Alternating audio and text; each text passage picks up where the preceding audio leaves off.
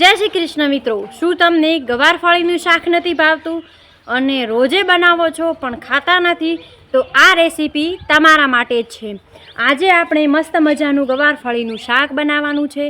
એના માટે નેચરની સાથે આપણે થોડુંક વ્યૂ અનુભવીશું અને શાક બનાવીશું। તો આ છે મેં ગવારફળી વાઢી લીધી છે અને આની સાથે જ છે ડુંગળી।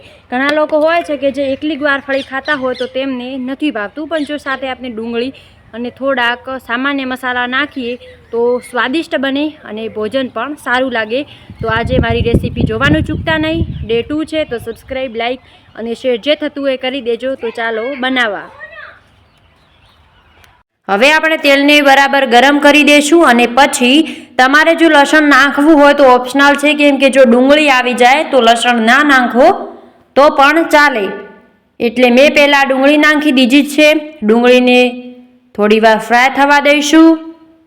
પછી અંદર નાખી દઈશું 2 ચમચી લાલ મરચું,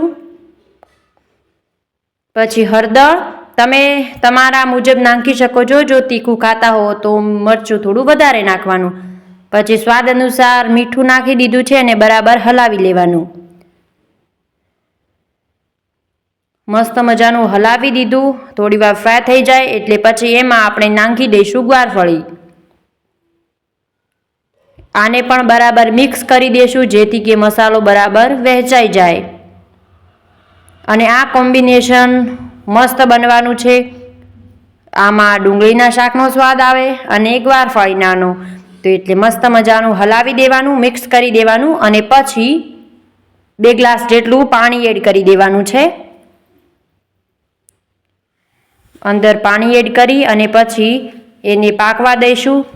ઉપર ઢાંકીને 10 મિનિટ સુધી પાકવા દઈશું અને એની સાથે જો બાજરીના રોટલા હોય તો પછી ખાવાની તો વાત જ ના પૂછો।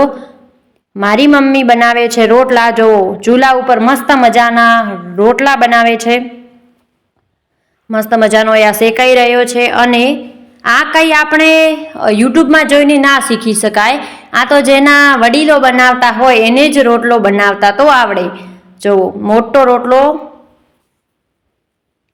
ગામડાના ચૂલા ઉપરના રોટલાની તો વાત જ અલગ હોય। જોવો સાઈઝમાં કેટલો મોટો છે, તમને ફોનમાં આટલો નહીં દેખાતો હોય, વાસ્તવમાં ખૂબ મોટો છે। અને પલટી દેવાનો બરાબર શેકાઈ જાય એ રીતે। જોવો આની સાઈઝ જોવો તમે, મસ્ત મજાનો નાખી દીધો છે। આને આપણે શેકાવા દઈશું। એક વીડિયામાં 2 બેનિફિટ, તમને રોટલાનો પણ અંદાજો મળી ગયો કે કેવી રીતે બનાવાય છે અને શાકનો પણ।